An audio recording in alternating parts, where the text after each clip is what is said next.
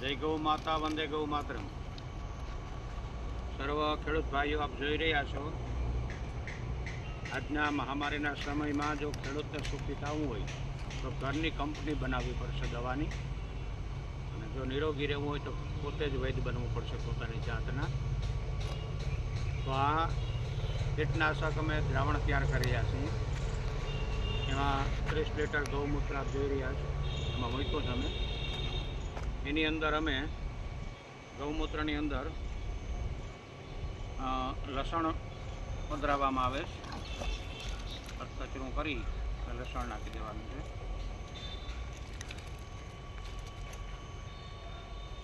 લસણ પછી તીખા મરચાં 3 કિલો,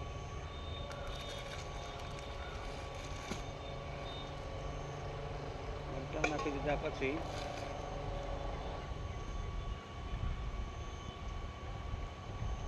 સીતાફળીના પાન 1.5 કિલો જો નખાઈ ગયા.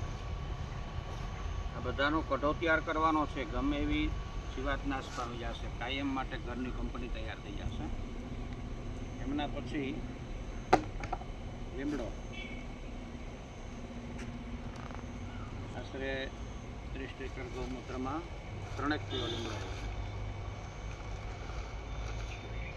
લીમડો નખાણા પછી પત્તી તમાકુ, અને એકદમ ખદખદાવી અને 30 લીટરમાંથી અડધું ભરી જાય 15 લીટર રાખવાનું છે. એટલે આ તત્વ બધું એની અંદર આવી જશે.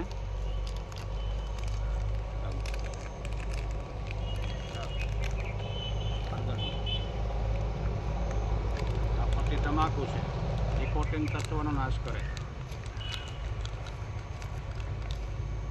આમાં નિકોટિન નામનું તત્વ આવેલું છે, ગમે એવી જીવાતનો પણ નાશ કરી નાખે એવું. આ પત્તી તમાકુ જોઈ રહ્યા છો.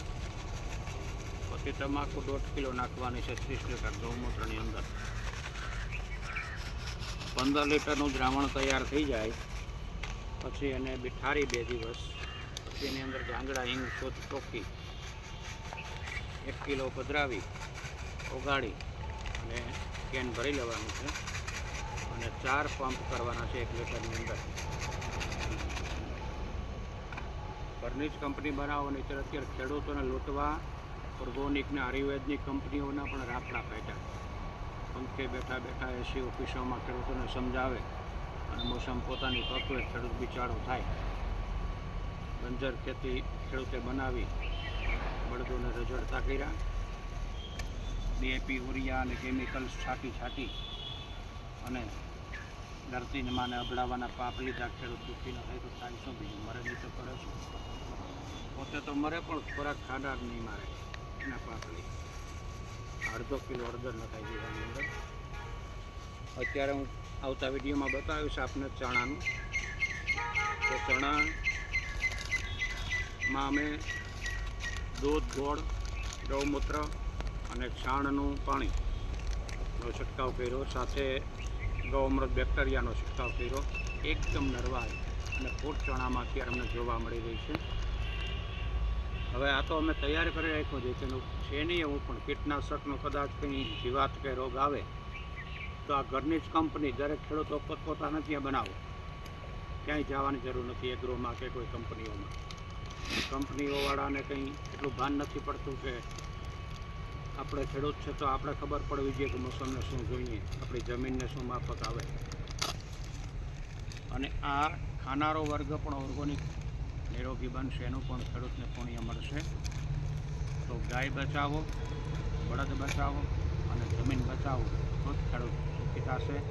વંદે ગૌ માતરમ, ભારત માતા કી જય. આ બધું લખણા પછી અને તમારે હલાવવાનું છે તૈયાર કરવા માટે. ઉકાળાનો કઢો તૈયાર કરવાનો છે, આયુર્વેદિક ઉકાળો. મારું નામ છે કીટનાશક પાક દ્રાવણ. 50% ગૌમૂત્રને બાળવાનું છે આપણે. અને વર્ષ, 2 વર્ષ, 3 વર્ષ પડ્યું રહે એની ડેટા આઉટ ક્યારેય થતી જ નથી. ખોટા છેતરાતાની કોઈ દવાઓના જાહેરાતના ભ્રમમાં આવીને અને અને ઘરનું જ બનાવો. અમૃત બેક્ટેરિયા બનાવો, જીવામૃત બનાવો અને ગાયનું દૂધ છે, ગોળ છે, ગોબરનું જલ અને ગૌમૂત્રનો છંટકાવ કરો. ગજબ રિઝલ્ટ આજે અમારા એરિયામાં, આજે અમારા ગામમાં એમ માનો ને 101 ખેડૂતો ઓર્ગોનિક કરતા થયા. એ જ અમારી મહેનતનું ફળ છે.